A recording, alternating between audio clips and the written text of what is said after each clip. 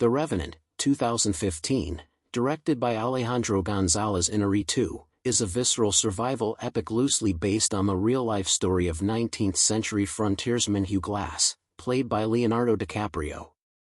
One of the film's most iconic and harrowing sequences is the bear attack scene, which occurs early in the narrative and sets the tone for Glass's grueling journey.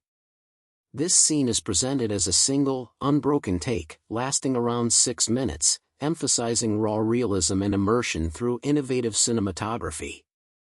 It depicts Glass, separated from his trapping party after an ambush, stumbling upon a grizzly bear and her cubs while foraging in the wilderness.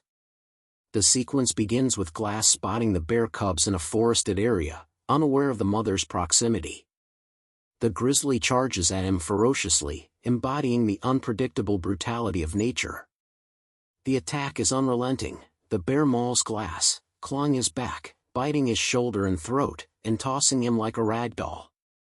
Glass fights back desperately, firing his rifle and stabbing the animal with a knife, but the bear's sheer power overwhelms him.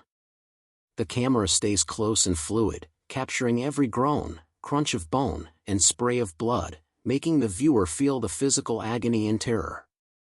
This realism draws from actual bear attack footage and expert consultations, portraying grizzlies as capable of withstanding severe wounds while remaining aggressive, especially when defending offspring.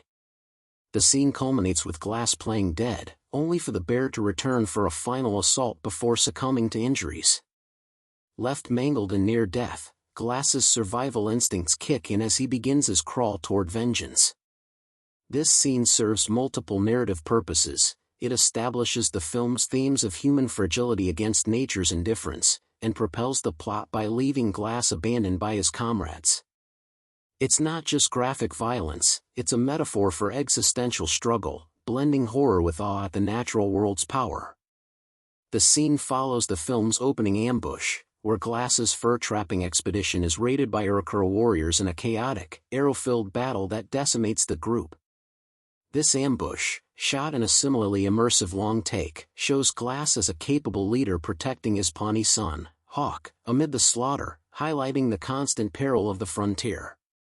Hugh Glass emerges as a profoundly resilient and primal survivor, shaped by trauma, paternal instinct, and an unyielding will to endure.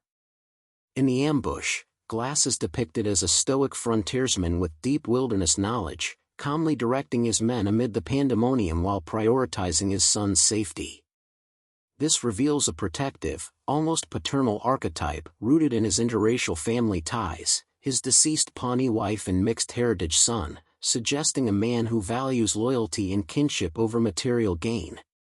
Psychologically, he exhibits traits of hypervigilance and adaptability, forged from years on the frontier, where quick thinking amid violence is essential. Yet, there's an undercurrent of isolation. As a white man integrated into native cultures, he's an outsider in both worlds, fostering a quiet introspection and emotional guardedness. The bear attack amplifies this portrait, transforming Glass into a symbol of human endurance against overwhelming odds. Post-mauling, his physical devastation, shredded flesh, broken bones, mirrors internal trauma, evoking defense mechanisms like repression and sublimation to channel pain into survival.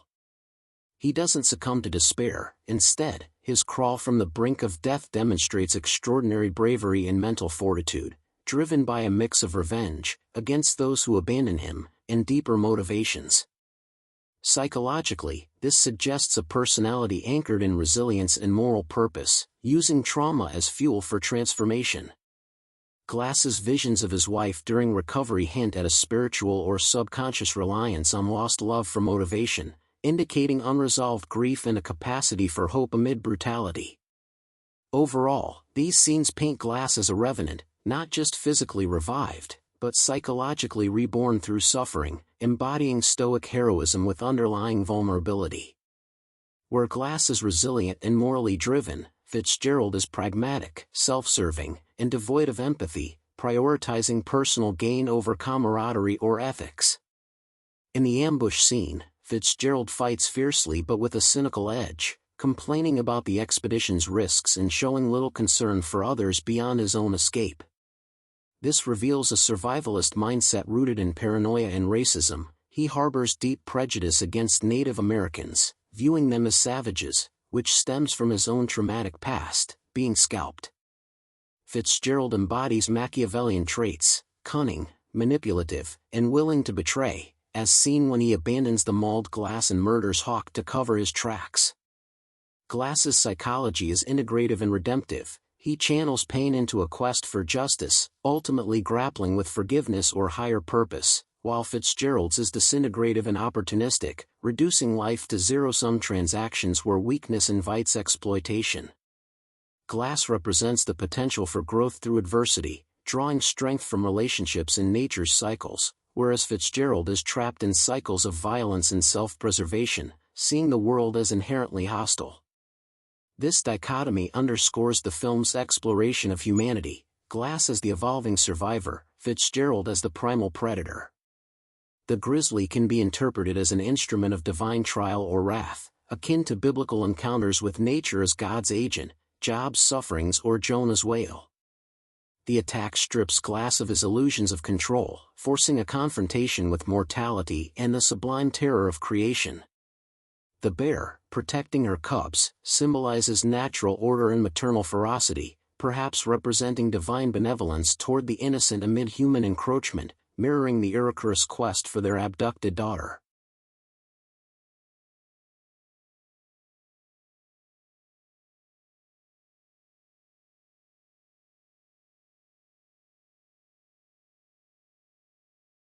The bear attack scene is a visceral depiction of human fragility in the face of untamed wilderness, drawing from the real-life ordeal of frontiersman Hugh Glass in 1823.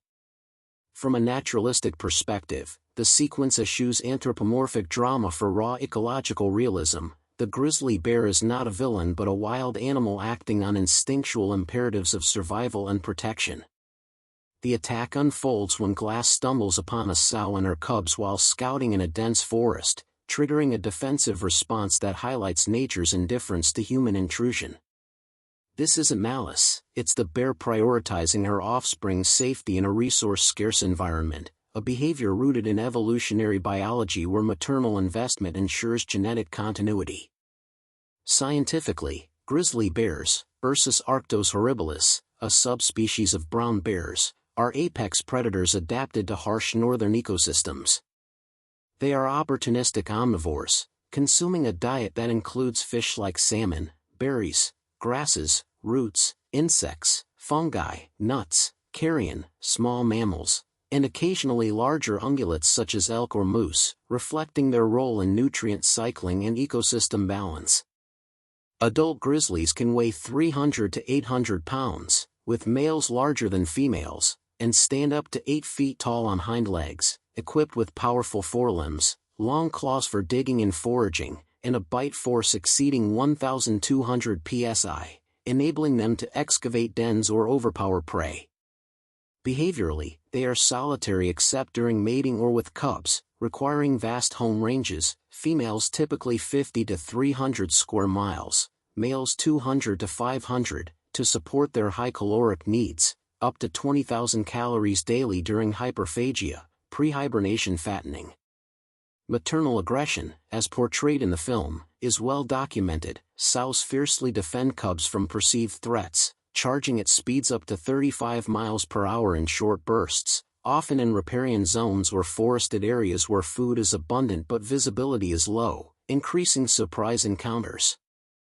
Hibernation in excavated dens on north-facing slopes, for insulation, lasts 5 to 7 months, during which they recycle urea to minimize muscle loss, a metabolic adaptation to seasonal scarcity.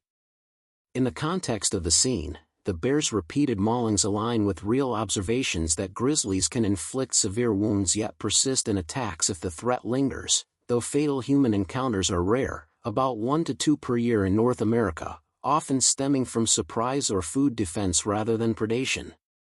The magnificent forest setting amplifies this naturalism, evoking the primeval grandeur of North America's wild expanses. Historically, Glass's attack occurred near the forks of the Grand River in present-day South Dakota, a prairie-dominated landscape with open shrublands and riparian corridors along waterways, rather than the dense woods shown in the film. Director Iñárritu's cinematic vision relocates it to a more visually imposing boreal-like forest, filmed primarily in Canada's Kananaskis Country, Alberta, and Squamish Valley, British Columbia, with the bear sequence shot in Derringer Forest to capture the raw, untamed aesthetic.